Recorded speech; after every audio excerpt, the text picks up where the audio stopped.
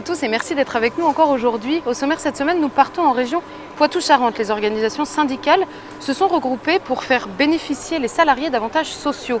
Nous partirons ensuite vers l'Union régionale Rhône-Alpes pour un forum organisé sur les besoins et les attentes des employeurs, mais aussi des salariés des petites entreprises. En Rhône-Alpes, on compte pas moins de 150 000 très petites entreprises et 450 000 salariés. Autant dire que les besoins sont énormes en matière de services et de dialogue social, ce qui n'a pas échappé à l'Union régionale CFTC qui a donc organisé un forum avec tous les gens concernés.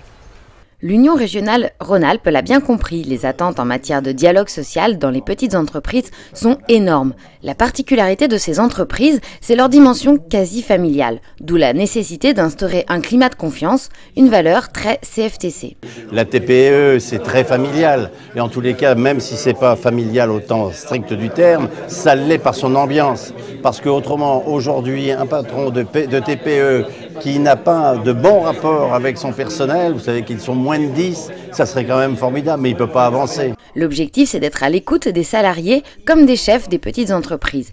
Et là-dessus, la CFTC tient à rassurer sur son caractère constructif et sa volonté de faire grandir le dialogue social. Ce qu'on essaye de dire, c'est que dans les TPE, il faut apporter de l'information, il ne faut pas chercher à provoquer des conflits, mais il faut chercher à bien conseiller les personnes. Je crois que dans une TPE, tout peut s'arranger si chacun, employeur et employé, est bien conseillé. Tous les partenaires présents au forum se sont accordés sur la nécessité de mettre en place des cellules de prévention des conflits. L'objectif, c'est de dynamiser le dialogue social, mais aussi l'économie locale. En Poitou-Charentes, on chouchoute les salariés des petites entreprises, mais aussi leurs employeurs, leurs conjoints et les apprentis. Bref, tout ce petit monde peut bénéficier d'avantages sociaux comme dans une grande entreprise. Des services rien que pour les très petites entreprises, en Poitou-Charentes, la CFTC l'a fait. Les partenaires sociaux se sont rassemblés pour faire bénéficier tous les acteurs de l'artisanat d'avantages comme dans une grande entreprise. Reste à faire connaître l'offre de services aux personnes concernées, d'où l'idée d'organiser un forum pour inviter patrons et salariés à exprimer leurs attentes. Parler des entreprises, des TPE, c'est pas inviter spécialement les salariés, c'est à la fois inviter les salariés des petites entreprises et leurs dirigeants.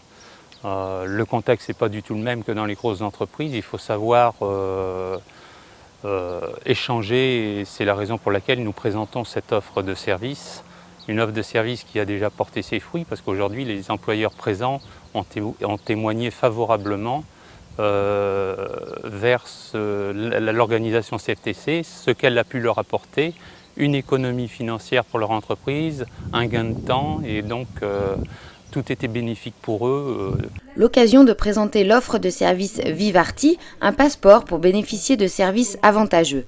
Du côté des employeurs, le concept séduit. Je trouve la démarche totalement fondée puisqu'elle permet aux dirigeants de proposer à leurs salariés des offres de vacances, de services, de location, de chaque livre, de chaque culture et aussi de participer à la vie associative de leurs salariés. Aujourd'hui, pour recruter un salarié, il ne faut pas simplement lui promettre un salaire ou des aménagements horaires, il faut aussi pouvoir lui permettre de se réaliser en dehors de l'entreprise. Avec Vivarti, le système est gagnant pour tous. Les avantages sont défiscalisés pour les entrepreneurs qui peuvent également attirer et fidéliser leurs salariés en ayant des avantages sociaux à leur proposer.